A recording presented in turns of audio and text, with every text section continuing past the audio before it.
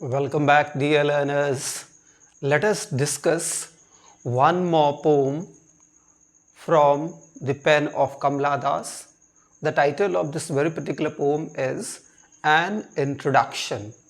This poem is actually consisted of 60 lines, but I'm not going to cover all the 60 lines and simply going to discuss with you in detail the first a few lines that are very important and that are often quoted. And by and large, I'm going to cover all the important points related to this poem, like the publication of the poem, theme of the poem, structure of the poem, and to some extent even the just you say this stanza pattern of the poem or structure is same, and even the figures of speech used in this poem. So let's begin with the publication. As a hot noon in Malabar was the part of her first poetic collection, that is Summer in Calcutta. In the same manner, this very particular poem, An Introduction, was also the part of her first poetic collection, Summer in Calcutta, that was printed and published in the year 1965. Just as in you see a hot noon in Malabar, she is in a kind of a nostalgia. She recollects the memories of those childhood days she spent in the ancestral house of Malabar. Here, she actually talks about her woman's sensibility. She talks about her knowledge of 3 languages. She talks about the position actually of women in the patriarchal society of our own country. She talks about the limitations of women. She talks about those problems actually the women of her own time faced, and women were very much hesitant also in speaking about their own problems. So, by and large, she discusses in detail all the problems of the women of her own time, and actually her own problems of her own life, and she tries to find a way out to assert the position, to assert the voice of the women. Why? Because she wants to bring the women forward. Why? Because she wants to come forward.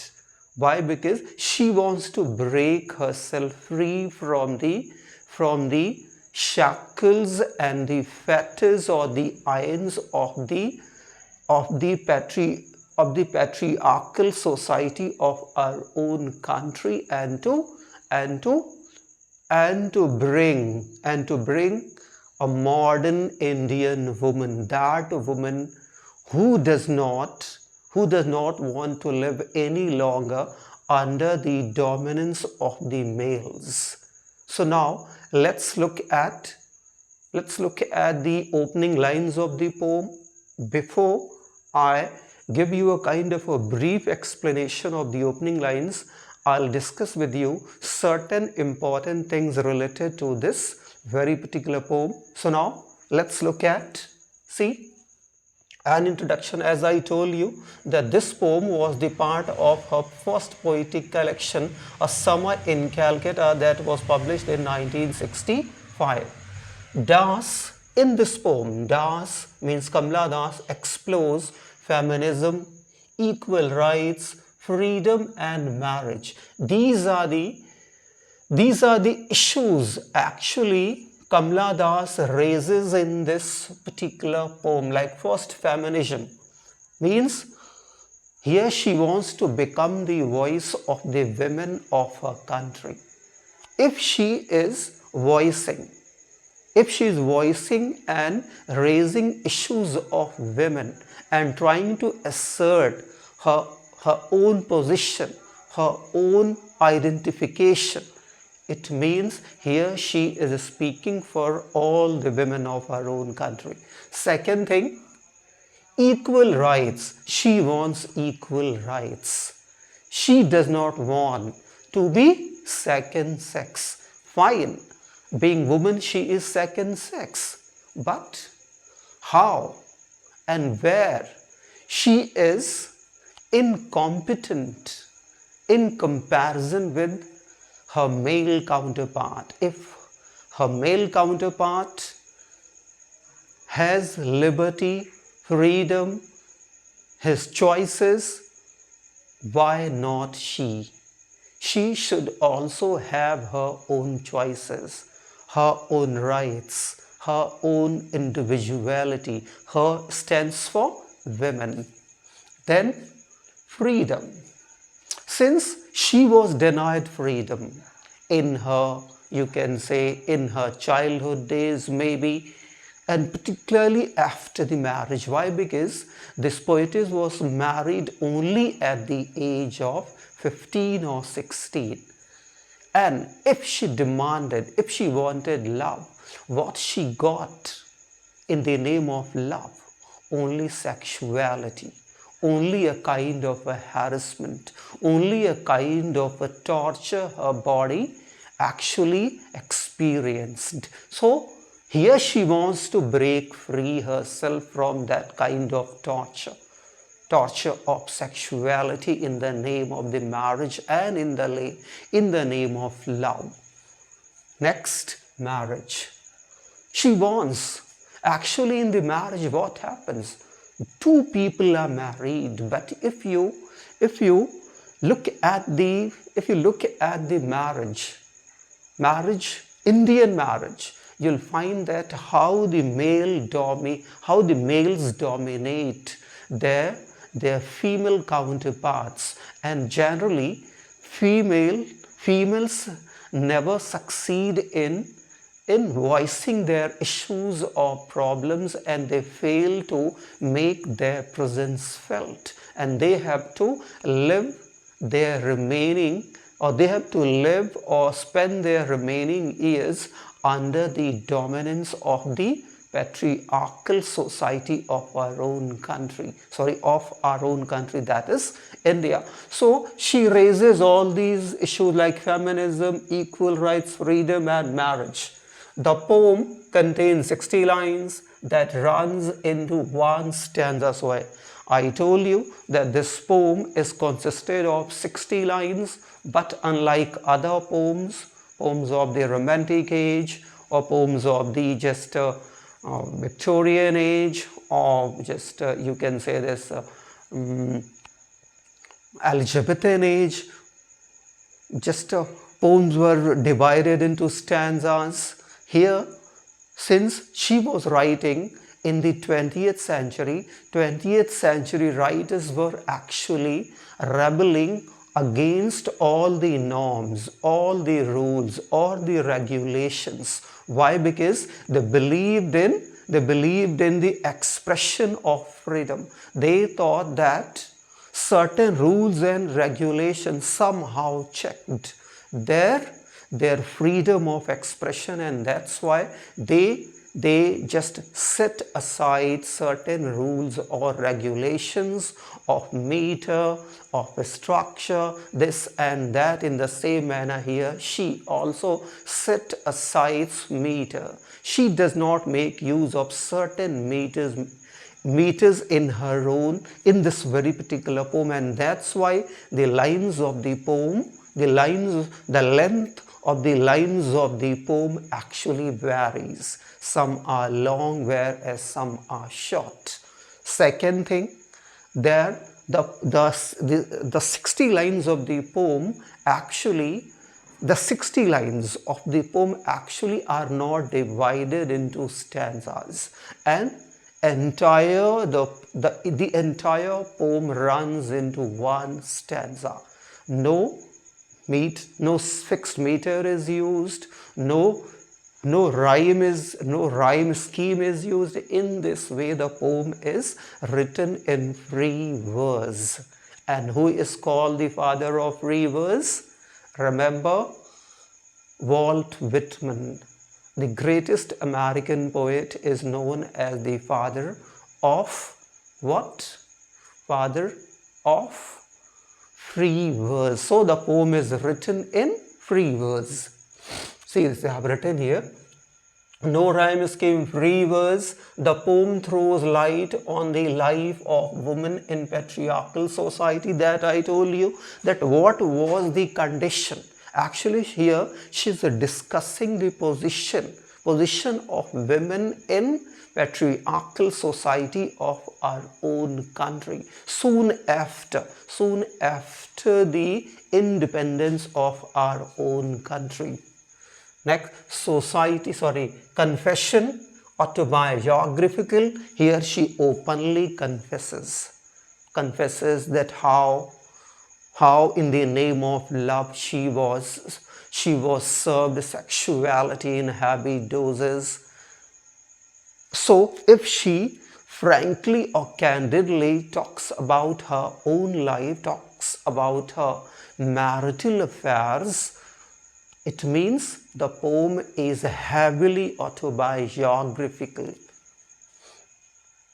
She reveals her political knowledge. So she here lets her readers know that she had a better understanding of the politics of her own time. Why? Because when we just discuss the opening lines, we'll see that she says that though she does not have a very good knowledge of the politics, but she knows all the big guns of the politics of that time. That shows that she had to some extent understanding of the politics. Next, linguistic acquirement. She lets her readers know that she had a very good understanding of language. Why? Because she was writing in 2 languages. It means she was bilingual, and she had the ability of speaking 3 languages. It means her linguistics ability was much better. Next, sad experience of marriage. This is not sad, this is actually sad experience of marriage and her quest for fulfilling love. So she did not get that kind of, that kind of response, or she did not get what she wanted from her own marriage. She thought that she was going to get love, but in the name of love, she was only catered sexuality in heavy doses that I told you earlier. And that's why here this woman tries to go on a quest for seeking pure love, emotional love. But to her great surprise and to her great shock, wherever she goes, she only and only, actually her body only and only is abused. So in short, I have covered all the important things that this very particular poem, that is consisted of 60 lines, discusses. Now let's look at the opening lines of the poem. Why? Because these opening lines of the poem often quoted or often become the part of the comparative question papers. So let's look at, she says, I don't know politics, but I know the names of those in part. So she says that though I do not have a knowledge of politics, I don't know politics, but I know the names of the big guns and can repeat them, like, see, days of week or names of months beginning with Nehru, I am Indian, very brown, born in Malabar. So she says that though I do not have a better understanding of the politics, but I remember the names of the big guns of the politics of today, just like I remember the names of the days, names of the month in the same manner. I can tell you the names of Jawaharlal Nehru. I can tell you the names of Sardar Vallabhbhai Patel, so on and so forth. She says, I am an Indian. And see here she emphasizes that I am an Indian, very brown, means dark complexion, born in Malabar. I speak 3 languages, write in 2, dream in 1. So here she talks about the natural faculty of her own brain, that her brain, the language of her heart and head, is the language of her native place. That is, you can say that Malayali. So how she says that I write in 2 languages, dream in 1 language. She is brown in complexion. Here she talks about the complexion of her own body.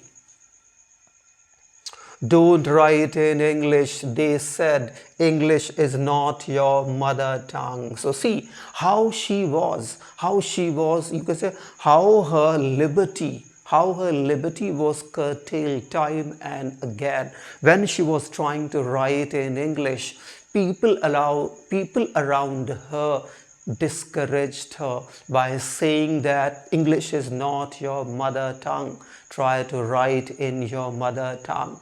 But she says that no, language belongs to one and all. The language one speaks becomes the language of that person, irrespective of a particular country, caste or creed. See, not your mother tongue, why not leave me alone? Critics, friends, visiting cousin. It means how her friends, her relatives, her cousins, even critics were time and again intruding her privacy, and were not letting her live her life by her own way, on her terms and conditions. So being the citizen of a country, free country, one and all has a right to live his or her life on his or her terms and condition, and the other people by no way have right to intrude or to impose their ideas and thoughts. So here she is trying to assert her individuality, assert her own you can say personality. She says, leave me alone, critics, friends, visiting cousin, every one of you. Why not let me speak in any language I like, the language I speak. So she says, why don't people let me speak in the language I want to speak? Because it is my life, my choice. Why I should be imposed the ideas or ideologies of others? Why do people try to impose their ideas and ideology on me? My life is mine, and I have the right to live my life by my own way. So see how here just Kamla in the